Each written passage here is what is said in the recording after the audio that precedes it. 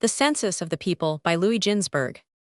At sight of the rays that emanated from Moses' face, the people said to him, "We were humbled by God owing to that sin we had committed.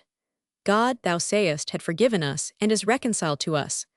Thou, Moses, were included in our humiliation, and we see that he has once more exalted thee, whereas, in spite of the reconciliation with God, we remain humbled." Hereupon Moses betook himself to God and said, "When thou didst humble them, thou didst humble me also, hence shouldst thou now raise them too, if thou hast raised me." God replied, "Truly, as I have exalted thee, so will I exalt them also, record their number, and through this show the world how near to my heart is the nation that before all others acknowledged me as their king, singing by the Red Sea, 'This is my God, and I will exalt him.'"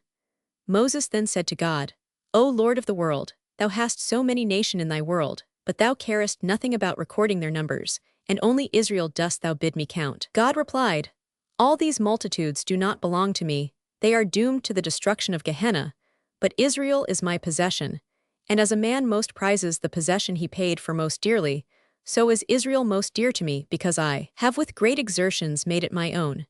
313 Moses further said to God, "O Lord of the world, to our father Abraham thou made the following promises, and I will make thy seed as the stars in the heavens, but now thou biddest me number Israel. If their forefather Abraham could not count them, how then should I?"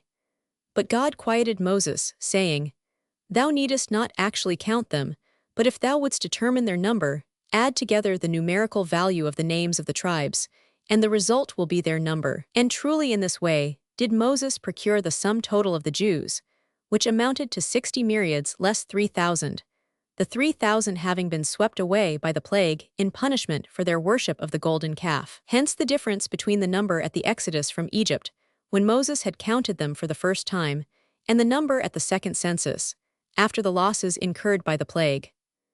God treated Israel as did that king his herd, who ordered the shepherds tell the tale of the sheep when he heard that wolves had been among them and had killed some, having this reckoning made in order to determine the amount of his loss. The occasions on which, in the course of history, Israel were numbered are as follows. Jacob counted his household upon entering Egypt. Moses counted Israel upon the exodus from Egypt, after the worship of the golden calf, at the arrangement into camp divisions, and at the distribution of the promised land. Saul twice instituted a census of the people, the first time when he set out against Nahash, the Ammonite, and the second time when he set out in war upon Amalek. It is significant of the enormous turn in the prosperity of the Jews during Saul's reign, that at the first census every man put down a pebble, so that the pebbles might be counted, but at the second census the people were so prosperous that instead of putting down a pebble, every man brought a lamb. There was a census in the reign of David, which, however, not having been ordered by God, had unfortunate consequences both for the king and for the people. Ezra instituted the last census when the people returned from Babylon to the Holy Land. Apart from these 9 censuses, God will himself count his people in the future time when their number will be so great that no mortal will be able to count them. 314. There was an offering to the sanctuary connected with the second census in Moses' time, when everyone above 20 years of age had to offer up half a shekel. For God said to Moses, "They indeed deserve death for having made the golden calf, but let each one offer up to the eternal atonement money for his soul, and in this way redeem himself from capital punishment." When the people heard this, they grieved greatly, for they thought, "In vain did we exert ourselves in taking booty from the Egyptians, if we are not to yield up our hard-earned possessions as atonement money."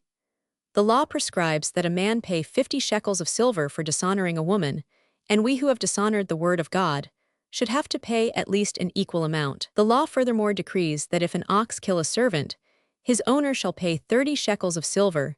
Hence every Israelite should have to discharge such a sum.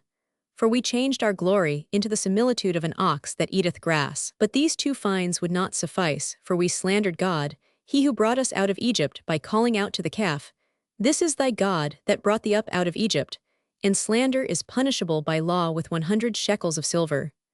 God, who knew their thoughts, said to Moses, "Ask them why they are afraid. I do not ask of them to pay as high a fine as he who dishonors or seduces a woman, nor the penalty of a slanderer, nor that of the owner of a goring ox. All that I ask of them is this." And hereupon he showed Moses at the fire a small coin that represented the value of half a shekel. This coin each one of those who had passed through the Red Sea was to give as an offering. There were several reasons why God asked particularly for the value of half a shekel as a penalty. As they committed their sin, the worship of the golden calf, in the middle, that is the half of the day, so they were to pay half of a shekel. And furthermore, as they committed their sin in the 6th hour of the day, so were they to pay half a shekel, which is 6 grains of silver. This half shekel, furthermore, contains 10 gerahs, and is hence the corresponding fine for those who trespass the 10 commandments. The half shekel was also to be an atonement for the sin committed by the 10 sons of Jacob, who sold their brother Joseph as a slave, for whom each had received half a shekel as his share. 315.